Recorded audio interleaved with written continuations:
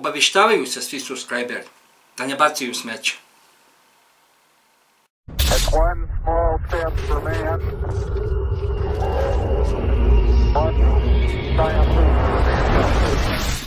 Obavještavaju se svi subscriberi i oni koji to nisu, a upravo će biti, da počnemo emitirati otkačenje vijesti na našem drugom kanalu, to jest FMAG Studio Production. Pa molim vas, posjetite taj kanal i pogledajte najavu otkačenih vijesti. A link za kanal imate dole u opisu. Hvala.